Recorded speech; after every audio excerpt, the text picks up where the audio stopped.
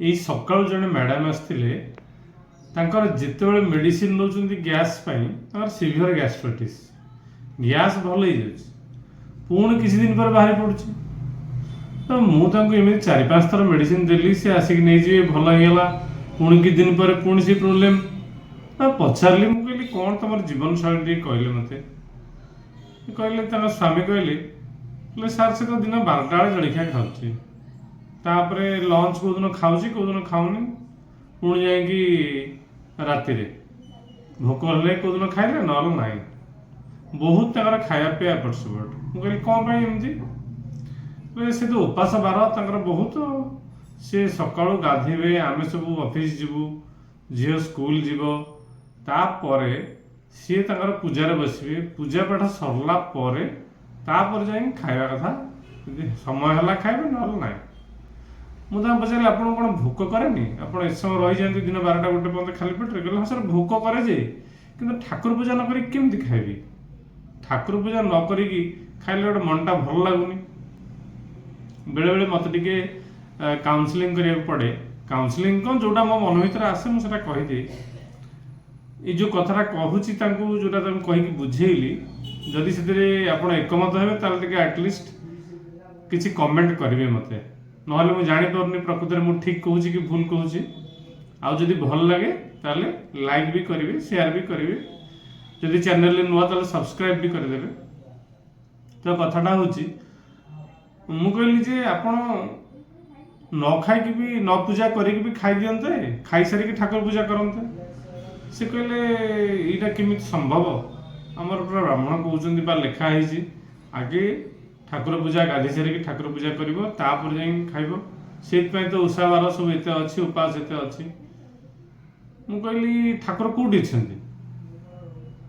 ନାଇଁ ମୁଁ ଘରେ ବା ରଖିଛୁ। ମୁଁ କହିଲି, ଘରେ ଠାକୁର କେମିତି ରଖିଲେ? ଫଟୋ ଆକାରରେ ଅଛନ୍ତି, ମୂର୍ତ୍ତି ଅଛନ୍ତି।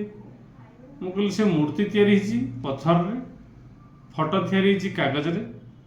ତ ସେଇଥିରେ ଆମେ କ'ଣ ପାଣି ଛିଞ୍ଚି ଦେଲେ ବା ତୁଳସୀ ଚଢ଼େଇ ଦେଲେ ବା ସେଇଥିରେ ଭୋଗ ଦେଇଦେଲେ ତାଙ୍କୁ ସେ ଖାଇ ଦେଉଛନ୍ତି ନା? ନା ତାଙ୍କୁ ପୂଜା କଲେ ସେ ପାଉଛନ୍ତି? ତାପରେ ସେ ନିଜେ ନିଜେ କହିଲେ, ସାର୍ ଏଟା ମନର କଥା, ମନ ବୁଝିବନି। ମୁଁ କହିଲି, ହଁ ମନ ବୁଝିବନି ଯେ, ସେଟା ଠିକ୍ କଥା କହୁଛନ୍ତି, ମନକୁ ପାପ ଛୁଇଁବ। କିନ୍ତୁ ଏ କଥା ବି ଲେଖା ହେଇଛି ପୁରାଣରେ, ବେଦରେ, ଯେ ଆମ ଭିତରେ, ଏ ଶରୀର ଭିତରେ ଆତ୍ମା ଅଛନ୍ତି। ଆତ୍ମା ହେଉଛନ୍ତି ଭଗବାନଙ୍କ ସ୍ୱରୂପ। ଆଉ ସେଇ ଆତ୍ମା ଅଛନ୍ତି ବୋଲି ଆମେ ଅଛନ୍ତି ବା ଆମେ ବଞ୍ଚିଛନ୍ତି, ଆମେ କଥା କହୁଛନ୍ତି, ଆମେ ଚାଲୁଛନ୍ତି। ଯଦି ଆତ୍ମା ଶରୀରରୁ ବାହାରିଗଲେ ତାହେଲେ ଆମେ ଡେଡ୍ ବଡି ହେଇଯାଉଛନ୍ତି। ସେ କହିଲେ, ହଁ ସାର୍ ସେଟା ବି ଠିକ୍ କଥା। ମୁଁ କହିଲି, ଯଦି ସେଟା ଠିକ୍ କଥା, ଆତ୍ମା ଜୀବନ୍ତ ଭାବରେ ଆମ ଭିତରେ, ଏଇ ଶରୀର ଭିତରେ ଅଛନ୍ତି ଏବଂ ଜୀବନ୍ତ ଭାବରେ ଅଛନ୍ତି। କାରଣ ସେ ଜୀବନ୍ତ ଅଛନ୍ତି ବୋଲି, ଆକ୍ଟିଭ ଅଛନ୍ତି ବୋଲି, ଆମକୁ ଧାରଣ କରିଛନ୍ତି ବୋଲି ଆମେ ବଞ୍ଚିଛନ୍ତି, ସବୁ କାମ କରୁଛନ୍ତି। ତ ମାଟି ପଥର ବା ଫଟୋରେ ଠାକୁର ଅଛନ୍ତି ବୋଲି ଆପଣ ଭାବୁଛନ୍ତି ଏବଂ ତାଙ୍କୁ ପୂଜା କରୁଛନ୍ତି ଘଣ୍ଟା ଘଣ୍ଟା ଧରିକି। ଆପଣ ଭୋଗ ନଦେଲା ଯାଏ ନିଜେ ଖାଉନାହାନ୍ତି, ପୂଜା ନ କଲା ଯାଏ ନିଜେ ଖାଉନାହାନ୍ତି। ତ ଜୀବନ୍ତ ଭଗବାନ ୟା ଭିତରେ ବସିଛନ୍ତି, ଶରୀର ଭିତରେ।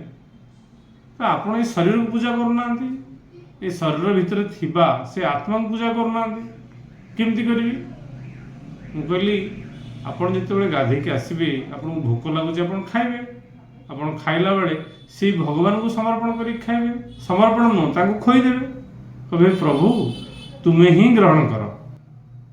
ଯିଏ ଆତ୍ମା ସ୍ୱରୂପରେ ଏ ଶରୀର ଭିତରେ ଅଛ, ଏ ଭୋଗ ରୂପରେ ମୁଁ ଏ ଖାଦ୍ୟ ପୁରେଇଲି ପାଟି ପେଟରେ ବା ଗ୍ରହଣ କଲି, ଆପଣ ତାକୁ ଗ୍ରହଣ କରନ୍ତୁ। ଯେକୌଣସି କାମ କରୁଛନ୍ତି ତାଙ୍କ ସହିତ କନେକ୍ଟେଡ୍ ହେଉନାହାନ୍ତି, ଜୀବନ୍ତ ଭାବରେ ସେ ଅଛନ୍ତି। ଆପଣ କଥା କହିଲେ ସେ ଉତ୍ତର ଦେବେ। କେମିତି ଉତ୍ତର ଦେବେ? ମୁଁ କହିଲି, ଯେମିତି କଥା କହିବେ ସେ ସେମିତି ଉତ୍ତର ଦେବେ। ଆପଣ ଧରନ୍ତୁ ଭଲ ପାଇକି ତାଙ୍କ ସହିତ କନେକ୍ଟେଡ୍ ହେବେ, ସେ ତ ବାହାରେ କେଉଁଠି ନାହାନ୍ତି, ଆପଣଙ୍କ ଭିତରେ ଅଛନ୍ତି। ଭିତରେ ଅଛନ୍ତି ମାନେ କ'ଣ? ଆପଣଙ୍କୁ ଭଲ ପାଇଛନ୍ତି, ଆପଣଙ୍କ ସାଙ୍ଗରେ ଅଛନ୍ତି ବୋଲି ସିନା ସେ ଆମେ ଜୀବନ୍ତ ଅଛୁ। ତ ସେଇଥିପାଇଁ ଆମେ ଯେତେ ତାଙ୍କୁ ଅଧିକରୁ ଅଧିକ ଭଲ ପାଇବା, ହାର୍ଟଲି ଭଲ ପାଇବା, ଏ ସୁପରଫିସିଆଲି ବା ବେପାର ଭଲ ପାଇବା ନୁହଁ, ହାର୍ଟଲି ଭଲ ପାଇବା, ତାଙ୍କ ସହିତ କନେକ୍ଟେଡ୍ ହେବା। ଆଉ ଏ ବାହାର ଫଟୋ ପୂଜା କରିବା ଦରକାର ପଡ଼ିବନି, कि भोक उपसार रही पूजा पाठ करके भोग न लगे खायापे एमती आवश्यक पड़ोनी कि बारंबार औषध खाया पड़ो ना।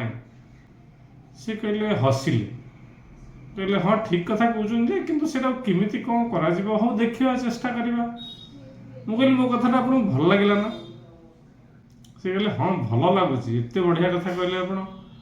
मुझे भल लगुच पुणी देखा कौन जदि प्रकृत में भल लगे सत कथा मुझे कहली मो कथा आप मन को पाइला ताल पुणी देखा कौन पुणी देखिए मैंने पुणी घर को जाए मो कथा भूल जाए पुणी काल से रुटीन स्टार्ट जैसा को तैसा पुणी गैस हम पुणी औषध पे आसवे गैस होते जोर सीवियर पेन हो अचेत बेले बेले पड़ जा चली तो बहुत दिन है कौन कर मुझे एत दिन है चली से कौन बंद हो पारनि आप चाहूना गोटे मुहूर्त बंद हो चेंज हो लाइफ जहा हो बहुत बुझेला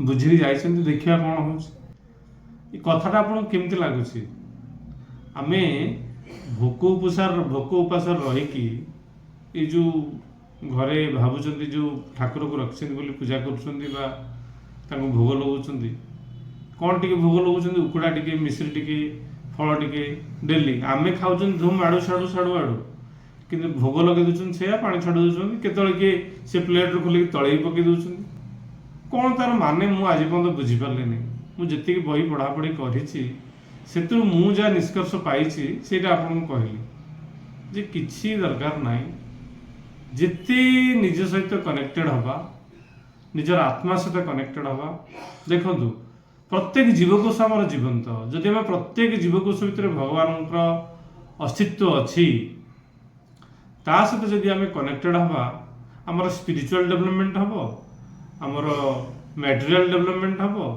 आम फिजिकली हेल्दी रहिबा आउ सब बेले खुशी भी रहिबा एटा मु भाबुछि एवं मु सब निज उपर एटा अप्लाई करे आपन केमती लागिला आप निश्चित भाव में कमेंट करके जनइबे ना कौन हम कहले मु भावी कथार बोधे किसी मूल्य ना रही।